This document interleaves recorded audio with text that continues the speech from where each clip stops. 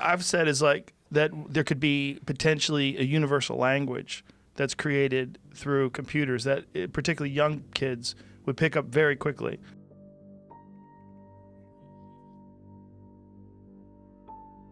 Like my kids do TikTok and all this jazz, and I don't know what they're doing. They just know how to do it, and they know how to do it really quickly. Like they learn really quickly, and they show me how to edit things. And it's if you taught a child from first grade on how to use some new universal language, I mean, essentially like a Rosetta Stone, and something that's done that interprets your thoughts, and you can convey your thoughts with no room for interpretation, with clear.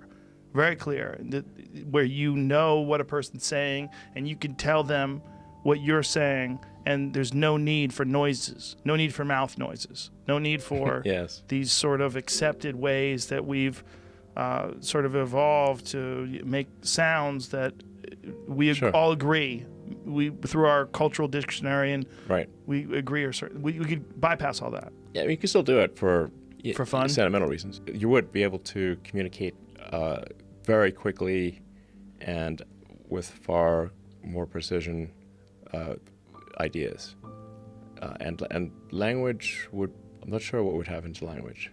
But you could probably, in a situation like this, you would be able to just, it would be kind of like the Matrix. You want to speak a different language, no problem. Right. Just wire it, or just download the program. I've always speculated that aliens could potentially be us in the future, because if you look at like the size of their heads and the fact that they have very little muscle and they don't use their mouth anymore, they have this tiny little. I mean, the archetypal alien that you see in like Close Encounters of the Third Kind, they're like if you went from like Australopithecus or ancient hominid to us, what's the difference? Less hair, less muscle, bigger head, and then you just keep going. 1,000, 1,000,000, whatever year, or 5 years, whatever happens when Neuralink goes online, and then we slowly start to adapt to this new way of being, where we don't use our muscles anymore. We have this gigantic head. We can talk without words. Save state. And save state? Save state, like save your brain state, like a saved game in a video game. Whoa. like if you want to swap from Windows 95 to you probably a little better than that, but yeah. I think we are Windows 95 right now. From a future perspective, probably. But yeah, I mean, you could save state and restore that state into a biological being if you wanted to in the future. In principle, there's like nothing like from a physics standpoint that prevents this. Now you'd be a little different, but then you're also a little different when you wake up in the morning from yesterday, and you're a little different. In fact, if you say like you 5 years ago versus you today, is quite a big difference. Yes. So you'd be substantially you. I mean, you'd certainly think you're you. But the idea of saving yourself and then transforming that into some sort of a biological state. Like you could hang out with 30-year-old you. I mean, the possibilities are endless. That's so weird. I mean, just think like how your phone you can record videos on your phone. Like there's no way you could remember a video as accurately as your phone or a camera could. So now if you've got like some version 10 Neuralink or whatever far in the future, you could recall everything, just like it's a movie. Crystal clear. Including the entire sensory experience. Emotions. Everything. And play it back. Do you think you'll be able to share? You can edit it. Edit it. Yeah. So you can change your past? You could change what you think was your past, yeah. Well, so if you had like a traumatic this whole thing experience, right now could be a replayed memory. It could be. Yeah. It may be. What's the odds of this being a replayed memory? If you had a guess. It's more than 50%. There's no way to assign a probability with accuracy here. Right, but roughly. If you just had just gut instinct. Well, I don't have a Neuralink in my brain, so I'd say right now 0%. But at the point at which you do have a Neuralink, then it rises above 0%. Mind viral immunity, meaning that once something like Neuralink gets established, the real concern is something that, I mean, you said it's Bluetooth, right? or some future version of that. That the idea is that something could possibly get into it, fuck it up. No, I'm talking about like there's some cockeyed concept that that happens right now. Mm-hmm. You know.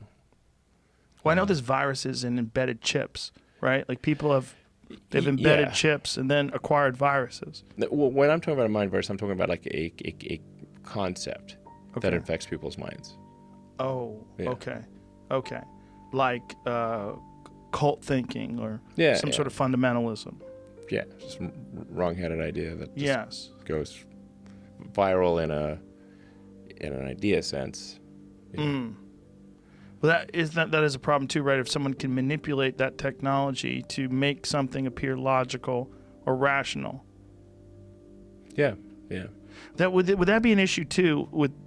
This is a very have versus have not issue, right? Once this thing, if this really does, I mean, initially it's going to help people with injuries, but you said ultimately it could lead to this spectacular cognitive change. Yes. But the people that first get it should have a massive advantage over people that don't have it yet. Well, I mean, it's the kind of thing where your productivity would improve, I don't know, dramatically, maybe by a factor of 10 with it. So you could definitely just, I don't know, take out a loan and do it and earn the money back real fast. When I think about a symbiotic connection to AI, I always think of this cold, emotionless sort of thing that we will become. Is that a bad way to look at it? I don't think that's not correct. That's not how it would be. Like I said, you already are symbiotic with AI or computers, phones, computers, laptops. Yeah, and there's quite a bit of AI going on. So artificial neural nets. Increasingly, neural nets are sort of taking over from regular programming more and more. So you are connected. If you use Google Voice or Alexa or one of those things, it's using a neural net to decode your speech and try to understand what you're saying. If you're trying to do image recognition or improve the quality of your photograph, it's using the neural net's the best way to do that. So you are already sort of a cybernetic symbiote. Like I said, it's just a question of your data rate. The communication speed between your phone and your brain is slow. When do you think you're going to do it? How long will you wait? Like once it starts becoming available. Yeah, I mean, if it works, I'll do it, sure. Right away. I mean, let's make sure it works.